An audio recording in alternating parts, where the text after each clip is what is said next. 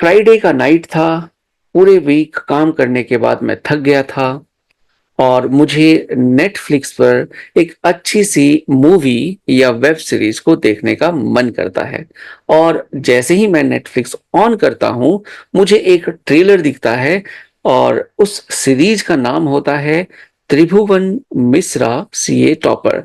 अब देखिए CA topper नाम मैं जैसे देखता हूँ, तो मेरे माइंड में आता है ये एजुकेशन से रिलेटेड एक नई वेब सीरीज है। और वैसे मैं ज़्यादातर ऐसे देखता नहीं हूँ सीरीज, बट वैसे ही मैंने इस पे क्लिक कर दिया कि क्या कुछ नया है। बट मैं सरप्राइज्ड हो गया जिस तरीके के सीन से ये सीरीज स्टार्ट होता है। सीरीज जो है 9 एपिसोड्स का है। मैंने पूरी वेब सीरीज देख ली है सीजन 1 और मुझे निहायती घटिया लगी है, क्योंकि ना तो इसकी स्टोरी लाइन में कोई ग्रिप है, ना तो इसमें अच्छे-अच्छे डायलॉग्स हैं, ना तो अच्छे कैरेक्टर बिल्ड्स हैं, ना तो एक अच्छा सेंस ऑफ ह्यूमर है। सो बेसिकली देखिए ये जो सीरीज़ है, इसमें कई सारे कैरेक्टर्स हैं, अच्छे-अच्छे कैरेक्टर्स हैं। अगर आप इसकी लिस्ट देखोगे, कास्ट देखोगे, माइंड ब्लोइंग कास्ट है। लेकिन जो डायलॉग्स इनसे बुलवाए गए हैं और जो कैरेक्टराइजेशन इनका किया गया है, रिपीट किया गया है, अननेसेसरी ये 9 एपिसोड्स का सीरीज बनाया गया है, जो कि अराउंड 3 से 4 अगर मैं डायरेक्ट करता, जो कि मुझे कुछ आता भी नहीं है, अगर मेरे माइंड में मेरे हिसाब से डायरेक्ट होता तो ये 4 एपिसोड से ज़्यादा का सीरीज नहीं होता। अब देखिए इसमें क्या है, इसमें सबसे घटिया चीज़ जो है, जो आपने थंबनेल में भी देखा देखा है, पूरी की पूरी सीरीज में गालियाँ ही गालियाँ दी गई है। देखिए गालियाँ ज़रूर यूज़ किया जाता है एक वेब सीरीज में तड़का लगाने के लिए, ताकि लोगों का इंटरेस्ट बने कि देखिए अरे देखिए ऐसा गाली दे रहा है, बड़ा इंटरेस्टिंग है यार। माँ की गाली देना कितना मतलब अच्छा है। बहन की गाली दे रहा है, देखो कितना बोल्ड है। और ये लड़की भी दे रही है माँ की गाली, बहन की गाली, वाह वाह क्या बात। तो ये देखो ये चीज़ें तड़के डाले जाते हैं, आई एक्सेप्ट। बहुत सारे ऐसे सीरीज है जिनमें ये जैसे गालियाँ सुनकर हमें मजा आता है, जैसे कि मिर्जापुर। ठीक है। अब यहाँ पर जो डायरेक्टर साहब है या जो राइटर साहब है, वो इस चीज को समझने में थोड़ी सी गलती कर गए कि पूरे के पूरे सीरीज में अगर किसी कैरेक्टर से आप माँ, बहन, गा काट देंगे, वो काट देंगे, ये चीजें ही अगर आप रिपीट करवाओगे पूरे के पूरे सीरीज में, तो कहीं ना कहीं जो व्यूअर है वो भी देख के बोलेगा भाई साहब क्या बना दिया। समझ गए आप। तो वैसा ही मेरे अंदर फीलिंग थी, बट फिर भी मैंने इसको झेल लिया, ताकि इस रिव्यू को सुनकर जो सुने उनको स्टोरी लाइन भी पता चल जाए और ये सीरीज देखने की जरूरत भी ना पड़े। तो चलिए अब हम बात करते हैं कि ये जो वेब सीरीज है इसकी स्टोरी लाइन क्या है। देखिए त्रिभुवन मिश्रा नाम का एक इंसान होता है, बहुत ही शरीफ होता है। अब देखिए वो क्या होता है, सीए टॉपर होता है अपने टाइम का, वो सीए का टॉप उसने रैंकिंग लाई होती है। अब वो बहुत ही शरीफ होता है, बंदा शरीफ होता है। उसकी एक फैमिली में एक वाइफ है, 2 बच्चे हैं। ठीक है। और ये एक मिडिल क्लास की फैमिली है। तो मिडिल क्लास में कुछ इस तरीके से दिखाया गया है कि मतलब छोटी छोटी चीजों के लिए, जैसे घर में पेंट नहीं है या बच्चे कुछ भी मतलब फादर से मांग रहे हैं, तो ऐसा लग रहा है जैसे उनके पास पैसों की बहुत ही मतलब बच बचा के, आज के ज़माने के हिसाब से आप मान लो कि 40,000 की सैलरी वाला जो इंसान है, जिसको 40,000 45,000 मिलते हैं, और वो घर कैसे चला रहा है, पत्नी और 2 बच्चों के साथ। पत्नी भी जो है वो केक वगैरह घर में बनाती है।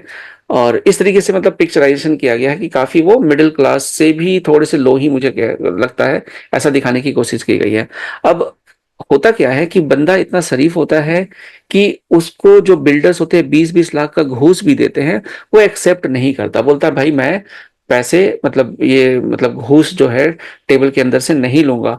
तो कुछ इस तरीके का त्रिभुवन मिश्रा है। इतना शरीफ है कि आप समझो कि वाइफ से शरीफ है, फादर और मदर के लिए वो बहुत शरीफ है, और बच्चों के लिए भी वो बहुत शरीफ है, बहुत अच्छा इंसान है, ऐसा दिखाया गया स्टार्टिंग में। लेकिन जैसे जैसे स्टोरी लाइन बढ़ती है, ये दिखाया जाता है कि जहां पर त्रिभुवन मिश्रा ने अपने पैसे जिस बैंक में जमा किए हैं वो बैंक बंद हो जाता है, मतलब उसमें कोई इंक्वायरी चल रही होती है, सीज कर दिया जाता है। अब वो अपने बैंक से पैसे नहीं निकाल सकता है। अब पैसे की उसको जरूरत है क्योंकि उसको अपने फादर मदर को भी भेजना है, वहां घर बना रहे हैं, गरीब फैमिली है वो अपना, क्योंकि वो शरीफ है तो जो उसने वादा किया है अपने मम्मी पापा से वो उसको तो निभाना ही है। तो अब वो फंस गया, अपनी वाइफ को भी उसने कहा था कि भाई हमारे घर में अब जो घर के खर्चे हैं वो भी उसको देखना है। तो पैसे तो फंस गए। अब वो क्या करेगा, अब उसने क्या किया, अब यहाँ पर क्योंकि पैसे की इतनी तंगी हो गई थी तो उसने फिर बिल्डर से पेपर पे साइन करने के बदले उसने 4.5 लाख रुपए बिल्डर से ले लिए अंडर द टेबल। अब वो बिल्डर उसको 20 लाख दे रहा है लेकिन वो बंदा सिर्फ 4.5 लाख ले रहा है। अब देखो इतना शरीफ बंदा था। तो यहाँ तक भी चलो ठीक है, मान लेते हैं कि भाई हरिश्चंद्र की औलाद है और आप समझ रहे हो इतना शरीफ है कि भाई मैं 2 रुपए अपनी मेहनत से कमाऊंगा। और कहीं ना कहीं फिर अब इसमें एंगल दिखाया जाता है कि जो त्रिभुवन मिश्रा है वो बेड पर काफी स्ट्रांग होते हैं, मतलब अपनी वाइफ को काफी खुश रखते हैं ऑन बेड, समझ गए ना। तो इसमें वाइफ भी उसको डायलॉग मारती है कि भाई देखो अगर प्यार करने का कंपटीशन हुआ ना तो तुम सबसे फर्स्ट होगे क्योंकि तुम बहुत अच्छा करते हो प्यार, ठीक है।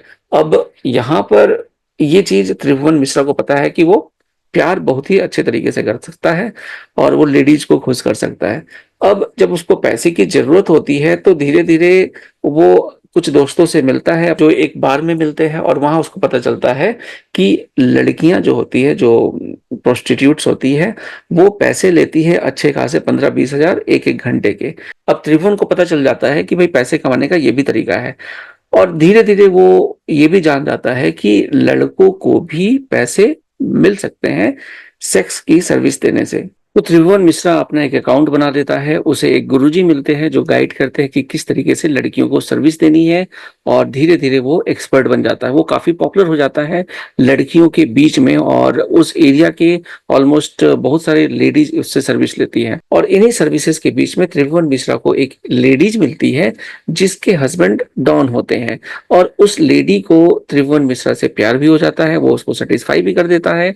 और कुछ समय के बाद जो लेडी होती है उसका पीछा करते हुए उसके हस्बैंड का जो नौकर होता है वो वहां पहुंच जाता है और त्रिभुवन मिश्रा को गोली से मारने की कोशिश करता है। यहाँ पर दोनों के बीच में लड़ाई होती है और त्रिभुवन मिश्रा उस लड़के का मर्डर कर देता है।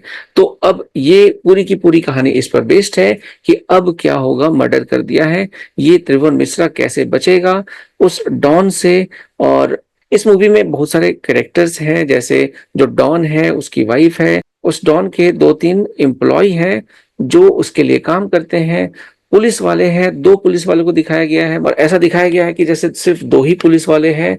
और कैरेक्टर्स तो काफी अच्छे लिए हैं लेकिन उनके मुंह से बस माँ बहन माँ बहन माँ बहन बस ये गालियां निकली है, इस कारण से स्क्रिप्ट में उतनी जान नहीं है। मूवी का स्टार्टिंग एपिसोड तो काफी अच्छा था लेकिन धीरे धीरे वो काफी बोरिंग हो जाता है और फिर ऐसा लगता है कि रिपीट हो रहा है, खत्म नहीं हो रहा। इंटरेस्टिंग के नाम पे स्टोरी राइटर ने क्या किया है कि जो जो त्रिभुवन मिश्रा की वाइफ होती है उसकी मम्मी को बुला लेते हैं अपने घर पे और वो थोड़े सीन्स को इंटरेस्टिंग करने की कोशिश करती हैं कुछ डायलॉग्स के साथ, लेकिन मिला जुलाकर उतना ज्यादा प्रभाव नहीं बना पाती है।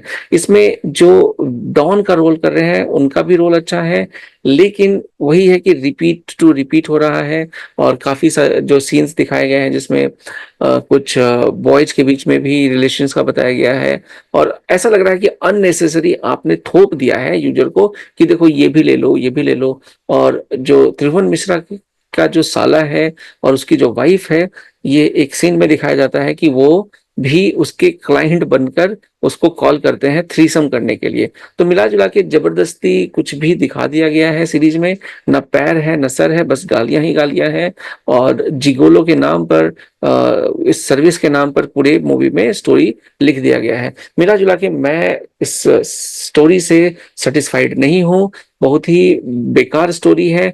2-3 एपिसोड तक तो इसको झेला जा सकता था लेकिन 9 एपिसोड का ये सीरीज मुझे बिल्कुल जस्टिफाई नहीं लगा है।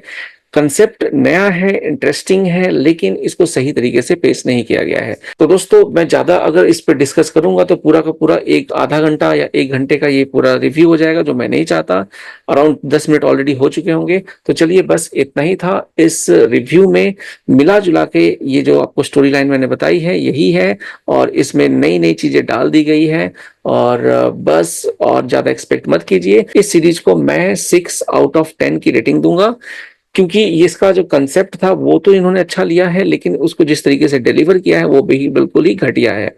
तो चलिए, मिलता हूँ अगले रिव्यू के साथ अगले वीडियो में। तब तक के लिए जय हिंद।